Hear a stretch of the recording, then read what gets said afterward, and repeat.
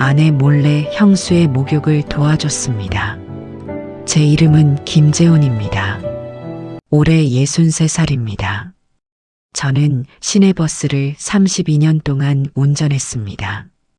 나이가 많은 승객이 버스에 오르면 자리에 앉을 때까지 기다렸습니다.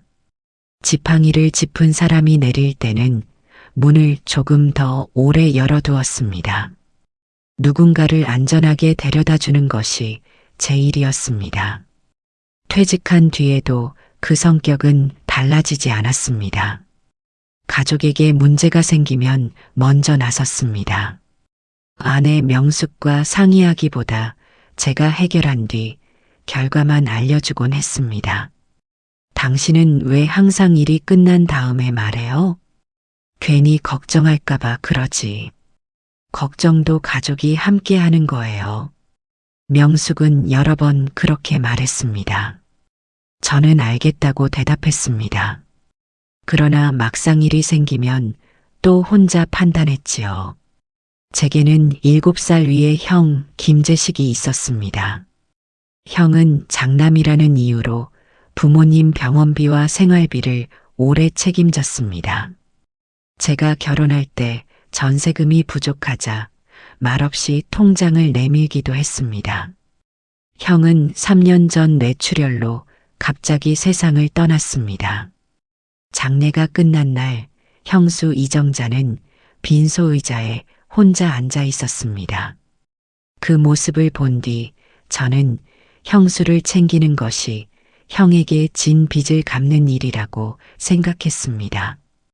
형수는 올해 68살입니다. 젊은 시절에는 전통시장에서 생선가게를 운영했습니다. 새벽에는 얼음 상자를 옮기고 저녁에는 시부모의 식사와 약을 챙겼습니다. 남에게 부탁하는 것을 싫어했습니다. 내 손으로 할 수 있을 때까지는 해야지요. 형수가 자주 하던 말이었습니다. 얼마 전 형수는 욕실에서 미끄러졌습니다. 왼쪽 손목에 금이가 깁스를 했습니다. 수술은 피했지만 한 손으로 옷을 갈아입고 밥을 차리는 일은 쉽지 않았습니다. 결국 장기요양 등급을 받아 평일에는 요양보호사가 방문했습니다. 아내 명숙은 지방에 사는 딸 소영이 작은 수술을 받게 되어 며칠간 집을 비우게 됐습니다. 출발하던 날에도 명숙은 현관에서 신발을 신으며 말했습니다. 형님에게 무슨 일 생기면 나한테도 바로 알려요. 요양보호사도 오는데 무슨 일이 있겠어. 당신이 그렇게 말하면 더 불안해요. 명숙은 저를 한번 바라본 뒤 여행 가방을 끌고 나갔습니다. 다음 날 오전이었습니다. 식탁에서 혼자 늦은 아침을 먹고 있는데 형수에게 전화가 왔습니다. 도련님, 지금 바빠요? 평소보다 목소리가 작았습니다. 아니요. 무슨 일 있어요? 잠깐만 와줄 수 있어요? 저는 바로 자리에서 일어났습니다. 형수의 집은 차로 15분 거리였습니다. 현관문을 열자 젖은 수건이 바닥에 떨어져 있었습니다. 욕실 쪽에는 물기가 길게 번져 있었습니다. 형수는 잠옷 위에 낡은 카디건을 걸친 채 식탁 의자에 앉아 있었습니다. 깁스한 팔을 가슴에 붙이고 오른손으로 의자 끝을 꽉 잡고 있었습니다. 얼굴에는 식은땀이 맺혀 있었습니다. 무슨 일이에요? 요양보호사가 장염에 걸렸대요. 오늘은 못 온다고 하네요. 형수는 전날 저녁 국그릇을 들다가 옷에 국물을 쏟았다고 했습니다. 혼자 몸을 닦으려고 욕실에 들어갔다가 다시 미끄러질 뻔했습니다. 급히 벽을 잡는 바람에 다치지는 않았지만 젖은 옷도 제대로 갈아입지 못했습니다. 저는 방문 요양센터에 전화했습니다. 대체 인력을 알아보고 있지만 당일에는 어렵다고 했습니다. 형수의 아들 현수에게도 연락했습니다. 삼촌, 제가 지금 지방 출장 중이라서요. 내일 요양보호사 오실 때까지만 부탁드릴게요. 전화는 짧게 끝났습니다. 형수는 괜찮다며 내일까지 기다리겠다고 했습니다. 그러나 카디건 아래의 옷은 아직 축축했습니다. 입술도 조금 파래져 있었습니다. 이 상태로 하루를 어떻게 기다려요? 갈아입기만 하면 괜찮아요. 혼자 할 수 있겠어요? 형수는 욕실 문턱을 바라봤습니다. 한참 동안 말이 없었습니다. 그러다 제 눈을 피한 채 조심스럽게 입을 열었습니다. 욕실만 정리해주면 혼자 해볼게요. 형수는 그렇게 말했지만 의자에서 일어나지도 못했습니다. 저는 욕실 바닥부터 닦았습니다. 물기가 남은 타일은 발바닥만 대도 미끄러웠습니다. 문턱도 높았습니다. 깁스를 한 채 그 문턱을 넘는 것은 위험해 보였습니다. 형수님, 오늘은 목욕하지 말고 옷만 갈아입어요. 몸에 국물 냄새가 다 뱄어요. 내일 요양보호사 오면 씻으면 되잖아요. 형수는 고개를 저었습니다. 어젯밤부터 이러고 있었어요. 목소리는 작았지만 고집은 분명했습니다. 저는 근처 병원과 목욕 도움 서비스를 알아봤습니다. 당일 이용할 수 있는 곳은 없었습니다. 방문 요양센터에도 다시 전화했습니다. 최윤희 팀장은 무리하게 전신 목욕을 시키지 말라고 했습니다. 목욕의자를 사용하고 몸이 드러나지 않도록 큰 수건을 준비하라고 했습니다. 깁스에는 물이 들어가지 않게 방수 커버를 씌우고 필요한 부분만 닦는 것이 좋다고 했습니다. 저는 집 근처 생활용품점으로 갔습니다. 미끄럼 방지 매트와 큰 수건, 방수토시를 샀습니다. 창고에 있던 낮은 의자도 씻어 욕실에 놓았습니다. 형수는 그 모습을 말없이 바라봤습니다. 도련님이 불편하면 그냥 가요. 이 상태로 두고 어떻게 갑니까? 그래도 남자한테 이런 부탁까지 할 수는 없지요. 저도 마음이 편하지 않았습니다. 하지만 형수는 몸을 떨고 있었습니다. 젖은 옷을 입은 채 하루를 보내게 하는 것도 가족이 할 일은 아니었습니다. 저는 욕실 문 밖에 서 있겠다고 말했습니다. 필요한 물건만 건네고 한 손으로 닿기 어려운 부분만 수건 위로 돕겠다고 했습니다. 형수는 한참 뒤 고개를 끄덕였습니다. 큰 수건을 몸에 두른 채 목욕의자에 앉았습니다. 저는 문을 반쯤 닫고 고개를 돌렸습니다. 따뜻한 물을 대야에 받아 건넸습니다. 비누와 작은 수건도 문 안쪽에 놓았습니다. 물이 너무 뜨겁지는 않아요? 괜찮아요. 형수의 목소리는 문 너머에서 들렸습니다. 잠시 뒤 수건이 바닥에 떨어지는 소리가 났습니다. 제가 문을 열려 하자 형수가 급히 말했습니다. 들어오지 마요. 저는 문 밖에 멈췄습니다. 형수는 오른손으로 수건을 다시 집으려 했습니다. 그러나 중심을 잃고 의자 옆 손잡이를 붙잡았습니다. 숨을 짧게 내쉬는 소리가 들렸습니다. 형수님, 혼자 하다가 또 넘어져요. 그럼 어떻게 해요? 저는 큰 수건을 하나 더 가져왔습니다. 형수가 몸을 가린 상태에서 머리와 등 뒤쪽만 조심스럽게 닦았습니다. 손은 수건 밖으로 나가지 않았습니다. 시선도 바닥에 두었습니다. 두 사람 모두 필요한 말만 했습니다. 조금 오른쪽이요. 여기 말입니까? 예. 됐어요. 형수는 한참 뒤 작게 말했습니다. 형님 살아계셨으면 내가 이런 꼴은 안 보였을 텐데요. 저는 손을 멈췄습니다. 거실 벽에는 형의 영정 사진이 걸려 있었습니다. 형수님이 못하는 사람이 된 게 아닙니다. 목욕도 혼자 못하는데요. 오늘만 도움이 필요한 겁니다. 목욕을 마친 뒤 형수는 깨끗한 옷으로 갈아입었습니다. 저는 젖은 옷을 세탁기에 넣고 욕실 바닥을 다시 닦았습니다. 형수의 얼굴에는 조금 전보다 혈색이 돌아왔습니다. 집을 나서려는데 형수가 저를 불렀습니다. 도련님, 예. 동서한테는 말하지 말아요. 저는 대답하지 못했습니다. 명숙과 형수는 오래전부터 편한 사이가 아니었습니다. 시부모 병간호를 형수가 도맡았던 시절, 명숙은 어린아이 둘과 생계를 책임지고 있었습니다. 형수는 혼자 모든 짐을 졌다고 생각했습니다. 명숙은 자신이 무책임한 며느리로 취급받았다고 느꼈습니다. 두 사람은 서로의 사정을 묻지 않은 채 오랫동안 서운함만 남겼습니다. 그래도 말하는 게 낫지 않을까요? 괜히 동서 마음만 불편해져요. 나중에 알면 더 서운해할 겁니다. 형수는 깁스한 팔을 감쌌습니다. 이런 모습까지 보이고 싶지 않아요. 저는 형의 사진을 한번 바라봤습니다. 아내에게 사실대로 말해야 한다는 생각이 들었습니다.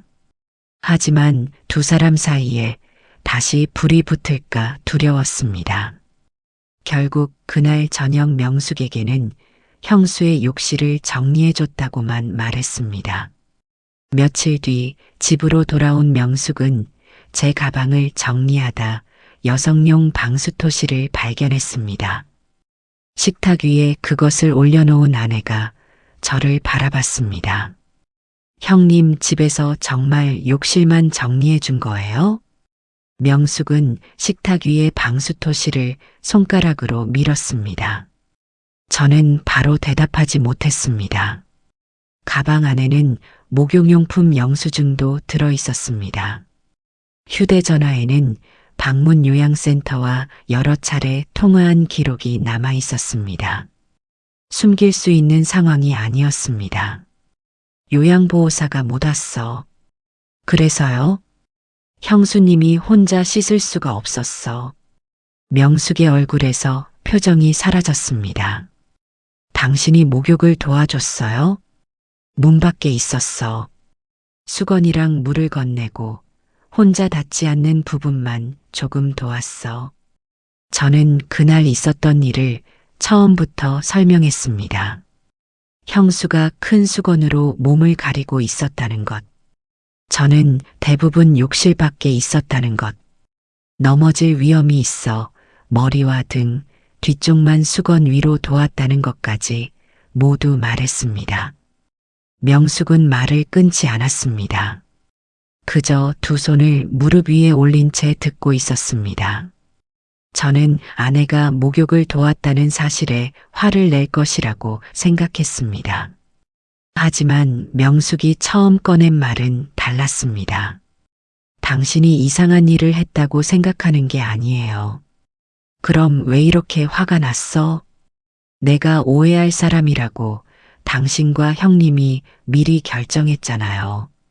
저는 입을 다물었습니다. 두 사람이 불편하니까 괜한 다툼을 막고 싶었어. 그건 당신 생각이지요. 정말 다른 뜻은 없었어.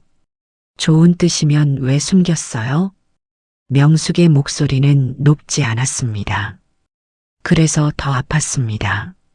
저는 형수가 말하지 말아달라고 부탁했다고 설명했습니다. 딸의 수술을 돕는 명숙에게 부담을 주고 싶지 않았다고도 말했습니다. 명숙은 고개를 저었습니다. 도와달라고 했으면 갔을 거예요. 당신과 형수님은 편한 사이가 아니잖아. 그래서 내가 아픈 사람을 외면할 거라고 생각했어요? 저는 대답하지 못했습니다. 형수와 명숙 사이의 오래된 갈등은 늘 제가 중간에서 피하던 문제였습니다. 시부모가 아팠을 때 형수는 시장 장사와 병간호를 함께 했습니다. 명숙은 어린아이 둘을 키우며 어린이집 조리사로 일했습니다.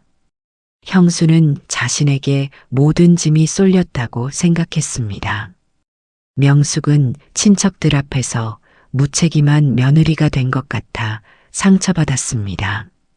저는 두 사람이 마주 앉으면 또 예전 이야기가 나올까 두려웠습니다. 그래서 말하지 않는 것이 모두를 위한 일이라고 생각했습니다. 하지만 명숙의 표정을 보며 알았습니다. 저는 갈등을 막은 것이 아니었습니다. 두 사람이 서로의 사정을 들을 기회까지 막고 있었습니다. 그날 밤 명숙은 안방에서 나오지 않았습니다. 저는 거실에 혼자 앉아 있었습니다. 형에게서 전화가 올 리 없다는 것을 알면서도 영정사진이 있는 형수의 집을 떠올렸습니다. 형에게 진 빚을 갚겠다는 마음으로 시작한 일이었습니다. 그러나 형수를 돕는다는 이유로 아내를 가족 밖에 세워두었습니다. 다음 날 아침 딸 소영에게 전화가 왔습니다. 명숙이 전날 일을 말한 모양이었습니다. 아빠, 엄마가 목욕 도와준 것 때문에만 화난 것 같아요? 그럼 뭐 때문인데? 아빠가 엄마는 이해 못할 사람이라고 정해버렸잖아요. 딸의 말도 명숙과 같았습니다. 선한 행동도 숨기면 의심이 됩니다. 걱정을 막겠다는 말은 때로 상대를 믿지 않는다는 뜻이 되기도 했습니다. 저는 명숙에게 형수와 직접 이야기해보자고 말했습니다. 내가 같이 갈게. 명숙은 외투를 입으며 대답했습니다. 아니요. 이번에는 형님하고 제가 직접 이야기할게요. 또 싸우면 어떻게 해? 명숙은 현관문을 열다 저를 바라봤습니다. 당신이 막아서 지금까지 못 푼 거예요. 아내는 혼자 형수의 집으로 갔습니다. 저는 따라가지 못했습니다.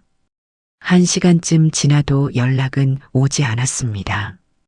두 사람이 무슨 말을 나누고 있을지 알 수 없었습니다. 싸우고 있는지 서로 문도 열지 않았는지 짐작조차 되지 않았습니다. 나중에 명숙에게 들은 이야기는 이랬습니다. 초인종이 울리자 형수는 깁스한 팔을 감싼 채 문을 열었습니다. 명숙을 본 형수의 얼굴이 굳었습니다. 동서, 도련님한테 화내지 말아요. 내가 부탁했어요. 명숙은 신발을 벗고 집 안으로 들어갔습니다. 욕실 앞에는 아직 목욕의자가 놓여 있었습니다. 높은 문턱과 벽에 남은 물자국도 그대로였습니다. 명숙은 그곳을 한참 바라보다 형수에게 물었습니다. 형님, 왜 저한테 전화하지 않으셨어요? 명숙의 질문에 정자는 바로 대답하지 못했습니다. 식탁 위에는 먹다 남은 죽과 약봉지가 놓여 있었습니다. 욕실 앞에는 아직 목욕의자가 그대로 있었습니다. 정자는 깁스한 팔을 품에 안았습니다. 소영이 수술 때문에 바쁜 줄 알았어요. 전화 한 통은 할 수 있었잖아요. 이런 모습까지 보이고 싶지 않았어요. 명숙은 욕실 문턱을 바라봤습니다. 높은 턱 아래로 미끄럼 방지 매트가 삐뚤게 놓여 있었습니다. 한 손으로 그곳을 넘으려 했을 형수의 모습이 떠올랐습니다. 제가 화난 건 도움을 청한 것 때문이 아니에요. 정자가 천천히 고개를 들었습니다. 그럼 뭐가 그렇게 서운했어요?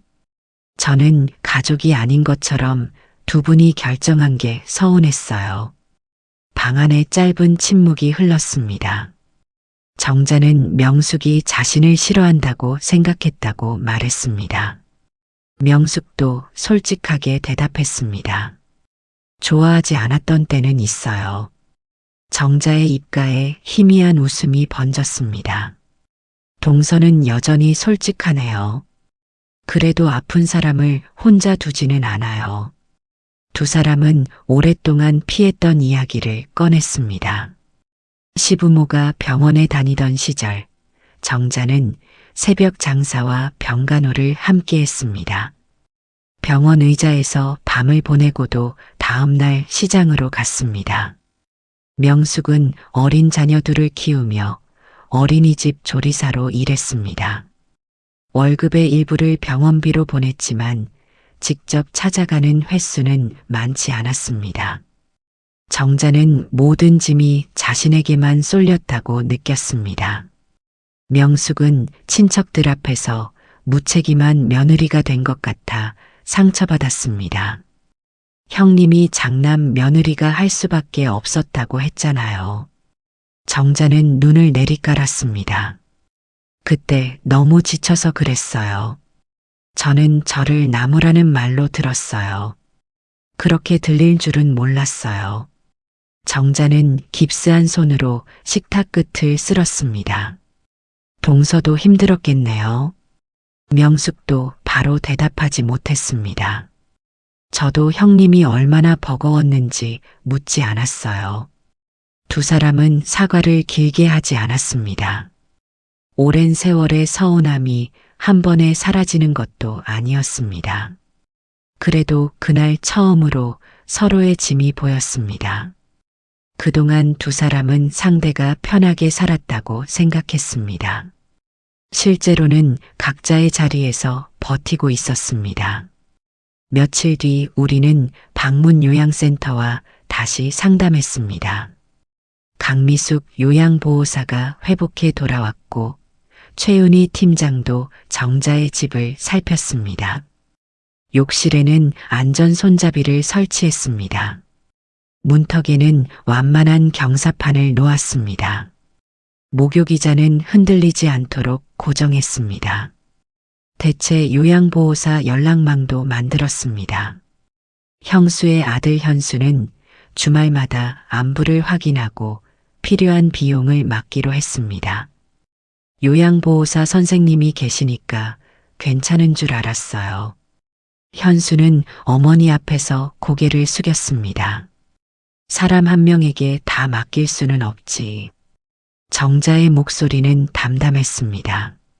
저는 필요한 물품과 방문 일정을 정리했습니다. 또 혼자 결론을 내리려던 순간 명숙이 저를 막았습니다. 형님에게 먼저 물어봐요. 안전하려면 이 정도는 필요하잖아. 도움을 받는 사람도 선택해야지요. 저는 정자에게 어떤 도움이 가장 필요한지 물었습니다. 정자는 잠시 생각한 뒤 대답했습니다. 머리 감는 날에만 누가 옆에 있으면 좋겠어요. 다른 일은요? 할 수 있는 건 내가 직접 할게요. 그 말에는 고집만 있는 것이 아니었습니다. 자신의 생활을 계속 지키고 싶다는 뜻이었습니다. 우리는 정자가 원하는 만큼만 돕기로 했습니다. 식사를 대신 차려주기보다 재료를 손질해 두었습니다. 옷을 전부 입혀주기보다 단추가 적은 옷을 준비했습니다. 정자는 조금씩 오른손만으로 할 수 있는 일을 늘려갔습니다. 명숙과 정자도 가끔 통화했습니다. 길게 이야기하지는 않았습니다. 약을 먹었는지, 죽은 데웠는지, 욕실 바닥은 마른 상태인지 묻는 정도였습니다. 그래도 먼저 전화를 끊는 사람은 없었습니다. 몇 주 뒤 병원에서 깁스를 풀어도 된다는 연락이 왔습니다. 정자는 제게 먼저 전화하지 않았습니다. 이번에는 명숙에게 전화를 걸었습니다. 동서, 다음 주에 깁스를 푼대요. 명숙은 잠시 침묵하다가 대답했습니다. 형님, 그날은 제가 갈게요. 명숙의 말대로 깁스를 푸는 날, 우리는 함께 병원에 갔습니다. 정자는 진료실에서 나온 뒤 손목을 천천히 돌려봤습니다. 피부는 오래 가려져 있어 희고 주름져 있었습니다. 아직 힘을 주면 안 됩니다. 의사는 당분간 무거운 물건을 들지 말라고 했습니다. 정자는 괜찮다며 손가방을 들려고 했습니다. 명숙이 먼저 가방을 가져갔습니다. 오늘만 제가 들게요. 이제 깁스도 풀었는데요. 풀었다고 바로 생선 상자 들 일 있어요? 정자가 작게 웃었습니다. 병원에서 돌아온 뒤 명숙은 욕실의 안전 손잡이와 목욕 의자를 다시 확인했습니다. 정자는 거울 앞에 앉아 머리를 만졌습니다. 깁스를 하는 동안 제대로 감지 못해 머리카락이 푸석해져 있었습니다. 형님, 오늘 머리 감을까요? 요양보호사 오면 하지요. 제가 온다고 했잖아요. 정자는 잠시 망설였습니다. 예전 같으면 괜찮다며 끝까지 거절했을 것입니다. 그러나 이번에는 조용히 수건을 꺼냈습니다. 물이 너무 뜨겁지 않게 해줘요. 두 사람은 욕실로 들어갔습니다. 저는 거실에 남았습니다. 수건을 개고 따뜻한 차를 준비했습니다. 욕실 문 너머로 물소리와 짧은 대화가 들렸습니다. 물이 뜨거워요? 아니, 딱 좋아요. 불편하면 말하세요. 동서는 내가 말 안 해도 알아서 하잖아요. 형님은 참는 게 습관이라 말을 안 해요. 동서는 화내는 게 습관이고요. 잠시 뒤 두 사람이 함께 웃었습니다. 그 웃음소리를 들으니 가슴 한쪽이 풀리는 것 같았습니다. 거실 벽에는 형의 영정사진이 놓여 있었습니다.